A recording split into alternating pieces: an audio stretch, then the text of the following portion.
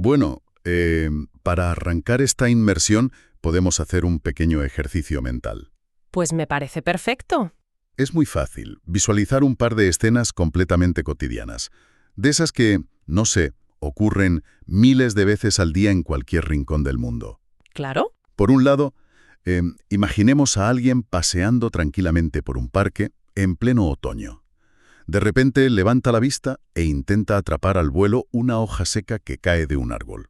Una hoja que además baja movida caprichosamente por rachas de viento, ¿no?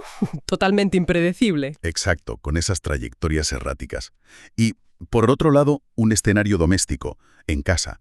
Un niño pequeño en el salón riendo a carcajadas mientras da saltos frenéticos para esquivar un objeto que alguien hace deslizar a ras de suelo sobre una alfombra de colores. Son dos imágenes muy gráficas y a simple vista, para cualquiera que observe estas situaciones, parecen simples juegos. Pasatiempos para quemar un poco de energía o, bueno, pasar el rato sin mayor trascendencia. Eso es lo que se suele pensar. Pero la verdadera pregunta, la que da sentido a todo lo que vamos a explorar hoy en este análisis profundo, es la siguiente. ¿Qué tienen realmente en común esa hoja que cae de forma irregular y ese niño esquivando obstáculos en el salón? Y la respuesta es fascinante. Es un rediseño literal y explosivo del cerebro, una reestructuración neuronal masiva que ocurre, y esto es una locura, en cuestión de microsegundos. Y es precisamente esa velocidad, esa precisión milimétrica con la que el cuerpo humano responde a lo imprevisto, lo que resulta verdaderamente increíble de estudiar. Totalmente. Para sostener esto, hoy tenemos sobre la mesa un material sumamente revelador. Quienes nos escuchan deben saber que no estamos hablando de teorías abstractas lanzadas al aire, sino de un, cito textualmente, informe técnico profesional centrado de manera exhaustiva en la velocidad de reacción y la psicomotricidad fina. Que, a ver, es un documento denso en cuanto a datos, pero al mismo tiempo es increíblemente visual. Muchísimo. El material incluye no solo gráficos detallados de secuencias neuromotoras, sino también fotogramas muy concretos de una actividad doméstica, precisamente en que un adulto y un niño. Y esos fotogramas ilustran a la perfección toda esta maquinaria biomecánica, que, bueno, parece invisible a simple vista, pero que está ahí trabajando a toda máquina. Así es. Vamos, que la misión hoy es desentrañar cómo el juego físico impredecible, eso que tantas veces etiquetamos simplemente como hacer el cabra en el pasillo de casa. Que es algo muy típico, desde luego. Sí, sí. Pues cómo eso no es ni mucho menos un mero entretenimiento. En realidad, estamos ante una herramienta de altísima precisión. Una herramienta diseñada por la propia evolución para disparar los niveles de concentración y la velocidad de procesamiento mental. Es como descubrir que un simple juego infantil es, si se mira con la lupa adecuada, un manual encubierto de ingeniería neurológica avanzada. Me encanta esa forma de verlo. Y fíjate que si enmarcamos esto en el contexto actual, la relevancia cobra una dimensión totalmente distinta. Vivimos inmersos en una era caracterizada por una sobrecarga brutal de información. Constantemente bombardeados por estímulos. Exacto. Un entorno donde captar y sobre todo mantener la atención es posiblemente el mayor desafío cognitivo diario. Comprender cómo nuestro sistema nervioso utiliza lo que la literatura científica denomina la anticipación motriz para enfocar toda su energía de manera fulminante es fundamental. Claro, no es solo un tema de niños. Para nada.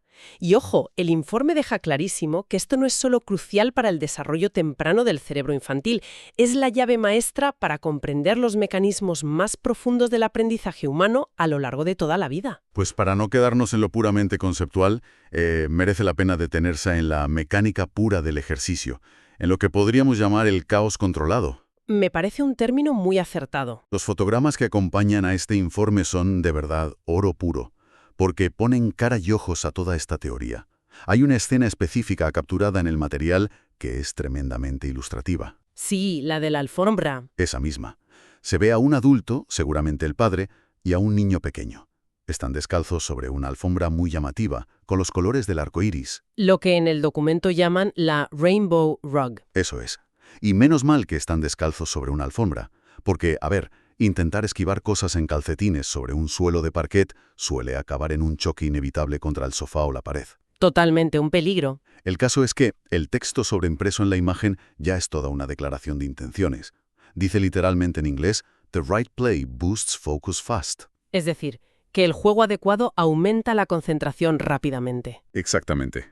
Y justo debajo añade una invitación clara para quienes lo ven. Try these activities at home, animando a probar estas actividades en casa. Además aparece etiquetada la cuenta de origen, que es @growwithsun. Y la actividad en sí es muy curiosa. Sí, la denominan For Dodge the Flying Disc, o esquiva el disco volador. Se muestra al adulto deslizando rápidamente a ras de suelo objetos que parecen libros finos o discos de colores. Y el niño tiene que reaccionar. Claro, el niño tiene que saltar y abrir las piernas en fracciones de segundo para dejarlos pasar por debajo, recalculando su posición constantemente para no tropezar. Esa imagen mental del salto sobre la alfombra de colores visualiza de maravilla lo que el informe describe de manera ya más técnica cuando analiza el otro ejercicio paralelo. ¿El de la hoja del árbol? Ese. El intento de atrapar la hoja liviana que cae. A nivel neurológico y biomecánico, ambos ejercicios, aunque parezcan distintos, comparten exactamente el mismo núcleo. Y el texto es extraordinariamente minucioso al detallar esa complejidad física. Lo es. Desde fuera parece un simple reflejo instintivo, un acto reflejo sin más. Pero requiere una integración total y simultánea de distintas partes del cuerpo. Por un lado, menciona el tren inferior. Las piernas. Exacto, que debe realizar una apertura y cierre rapidísimo, tal y como vemos en el niño saltando el disco. Y por otro lado, el informe detalla la implicación del tren superior, ejerciendo lo que define clínicamente, atiende a esto, como una presión bilateral manual contra una superficie vertical. Madre mía. Presión bilateral manual contra una superficie vertical. Suena a una maniobra técnica de acoplamiento en la Estación Espacial Internacional. Suena muy aparatoso, sí. Cuando, en realidad, para el resto de los mortales, es simplemente el acto de dar una palmada rápida en el aire para intentar cazar la hoja. Pero claro, usar esta terminología tan clínica realmente pone en perspectiva lo increíblemente difícil y complejo que es ese movimiento si lo diseccionamos en el laboratorio. Es que lo es. Hay que pensar que requiere que dos extremidades independientes se encuentren en un punto exacto del espacio, que además está en movimiento, y en el milisegundo preciso. Es un cálculo brutal. El impacto inmediato de esta combinación de factores es lo que el informe denomina el desarrollo de una sincronización segmentaria. Además, provoca un ajuste postural integral en todo el cuerpo que ocurre literalmente en un parpadeo. O sea, ante esa hoja o ese disco, no hay tiempo material para el pensamiento consciente. Ninguno. No se puede planificar deliberadamente el movimiento. El cuerpo entero debe ajustarse, distribuir el peso, mantener el equilibrio y reaccionar ante un objetivo móvil casi a la velocidad de la luz. Así funciona la anticipación motriz.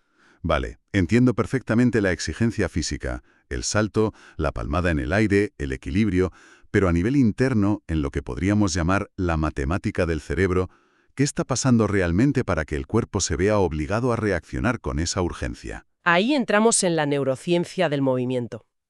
Porque, a ver, hay una duda muy razonable que surge al leer sobre el ejercicio de la hoja. Lo intuitivo, si alguien quiere entrenar los reflejos o la velocidad de reacción, suele ser pensar en algo muy rápido. Por ejemplo, lanzar una pelota de tenis contra una pared. Es lo que casi todo el mundo haría. Perla. Pero el informe descarta la pelota y hace muchísimo hincapié en una hoja liviana. ¿Por qué una hoja y no una pelota de tenis? Ahí radica precisamente la genialidad del fundamento neurocognitivo de este informe. Plantear la diferencia entre una pelota de tenis y una hoja no es un detalle menor, es el centro del debate sobre la carga cognitiva. Qué interesante. El cerebro humano es en el fondo una máquina biológica excepcional calculando trayectorias físicas. Una pelota de tenis sigue una parábola predecible, está influenciada por la gravedad de forma muy limpia. Es física básica. Exacto. Una vez que la pelota sale rebotada de la pared, el sistema visual capta la velocidad y el ángulo, y el cerebro resuelve la ecuación casi al instante. Ya sabe exactamente dónde y cuándo va a caer. Puede anticipar el punto final con mucho margen. Pero el informe subraya insistentemente el concepto de trayectoria irregular. Y una hoja es el paradigma absoluto de esto. Porque la hoja hace de todo menos caer recta. Al caer, se mece de lado a lado, gira sobre sí misma, se frena repentinamente con una corriente de aire mínima, cambia de dirección súbitamente. Esto rompe por completo el algoritmo predictivo inicial. Destroza los cálculos del cerebro. y obliga al sistema nervioso a realizar un esfuerzo superlativo, que es recalcular constantemente la predicción de caída en tiempo real. Un recálculo constante. Suena un trabajo monumental para la mente. Es fácil imaginar que debe ser una de las actividades más exigentes y estimulantes a nivel neurológico que se pueden realizar sin usar ningún tipo de tecnología. Sin duda. Y el informe no se queda en la superficie de ese esfuerzo, sino que especifica qué engranajes se mueven durante ese proceso de recálculo continuo. Forma y la última posición conocida del objeto mientras sigue en movimiento. Vale, la memoria de trabajo visual. ¿Cuál es el segundo? El segundo es el procesamiento sensorial rápido, imprescindible para actualizar toda esa información visual milisegundo a milisegundo, sin retraso, sin lo que llamaríamos lag. Información en tiempo real purísimo. Y el tercero es la coordinación visomotora, que es la encargada de traducir todo ese torrente de datos visuales actualizados en una orden motriz precisa y ejecutiva para los músculos correspondientes. Para bajar todo esto a tierra con una analogía que cualquiera pueda reconocer, es como si el cerebro humano se comportara como un sistema de navegación GPS. Es una buena comparación. Pero claro, no hablamos del típico GPS del coche que recalcula la ruta calmadamente con esa voz robótica cada vez que alguien se pasa de salida en una rotonda. No, desde todo que no. Hay que imaginar un escenario digno de ciencia ficción. Un GPS que se ve obligado a recalcular la ruta óptima cada milisegundo porque el mapa en sí mismo está vivo y las calles están cambiando de posición de forma totalmente impredecible mientras el coche sigue avanzando. Madre mía, la cantidad de energía, de ancho de banda mental y de enfoque absoluto que requiere ese sistema para no perder de vista el destino final es, sinceramente, brutal. Exacto. Y esa analogía captura a la perfección la esencia de la carga cognitiva implicada en el juego. Y precisamente porque el requerimiento de procesamiento es tan masivo, los dividendos que paguen el desarrollo de las capacidades son enormes. Lo interesante de verdad es que el informe técnico respalda esta afirmación teórica cuantificando los efectos de manera muy clara. Lo cual nos permite sumergirnos en los datos puros. Vamos con los datos. Porque los datos son verdaderamente reveladores. El informe presenta un primer gráfico fascinante, un diagrama de barras muy limpio titulado Capacidades estimuladas. Pone números exactos a todo este esfuerzo monumental del que venimos hablando. Y son números que hablan por sí solos. Para quienes nos escuchan, es vital compartir estas cifras porque dibujan un mapa muy claro de qué partes del rendimiento humano se benefician más. El diagrama evalúa 4 capacidades diferentes sobre una puntuación máxima de 10. En lo más alto de la tabla, liderando de manera indiscutible, encontramos la reacción y la anticipación. Las dos con la misma puntuación, ¿verdad? Sí, ambas alcanzando una puntuación casi perfecta de 9 sobre 10. Sobresaliente. Un escalón por debajo le sigue la coordinación, con un sólido 8. Y finalmente, en el último lugar, aparece el control, que se queda con un nada despreciable pero menor 7. Es un dato muy revelador. Resulta tremendamente curioso que el control sea la capacidad menos estimulada en este escenario. Aunque, si uno lo piensa con detenimiento, tiene toda la lógica del mundo. En una situación de caos constante y trayectorias irregulares, tener un control absoluto sobre el entorno es una quimera. Imposible. Lo único que realmente prima, lo único que te salva es la capacidad de reaccionar y anticiparte a lo que viene. Esa lectura del 7 en control es finísima. Efectivamente, no se puede dominar el caos, solo se puede surfear. Y para surfearlo se necesita anticipación. Tal cual. Y esto enlaza de forma magistral con el segundo gráfico que aporta el material, que lleva por título Secuencia neuromotora. A diferencia del diagrama de barras, aquí nos encontramos ante un gráfico lineal. Una línea de progresión. Una progresión ascendente que hace las veces de cámara superlenta, desglosando paso a paso, hito a hito, lo que ocurre dentro del sistema nervioso en esa ínfima fracción de segundo. El informe establece una coreografía interna estricta de 5 pasos. Vamos a verlos uno por uno. Todo arranca con el momento cero, el primer hito. El estímulo. Es el instante exacto en el que el viento desprende la hoja de la rama o el momento en que el adulto impulsa el disco sobre la alfombra. El disparo de salida. Exacto. Sin perder un microsegundo, se pasa al segundo paso, el procesamiento.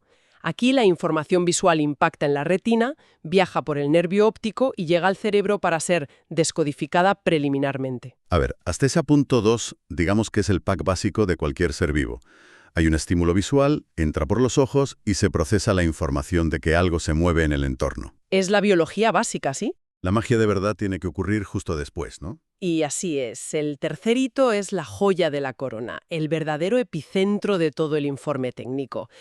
Es la anticipación.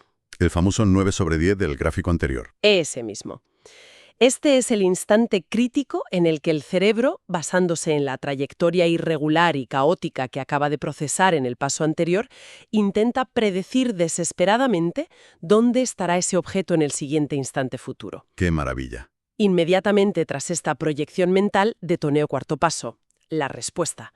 Hablamos de la ejecución física, el envío de la señal eléctrica rapidísima a través de la médula espinal hacia las fibras musculares específicas. La orden de moverse. Y todo este larguísimo viaje interno culmina en el quinto y último paso, la captura, en el caso de la hoja, o la evasión exitosa, en el caso del disco resbaladizo. Ver estos dos gráficos en conjunto es como armar un rompecabezas. De repente queda clarísimo por qué la anticipación sacaba un 9/10 en el primer gráfico de barras. Todo encaja. No es solo una habilidad más, es el puente de mando de toda la operación. Está situada exactamente en el centro de la secuencia neuromotora, en ese paso 3, sirviendo de bisagra perfecta entre el mundo de la percepción y el mundo de la acción física. Es una bisagra absolutamente fundamental. El informe nos empuja a replantear cómo entendemos el movimiento humano. La anticipación, a la luz de estos datos, está muy lejos de ser un concepto abstracto o algo exclusivo de ajedrecistas pensando su próxima jugada. Es pura acción física. Es el puente vital y predictivo.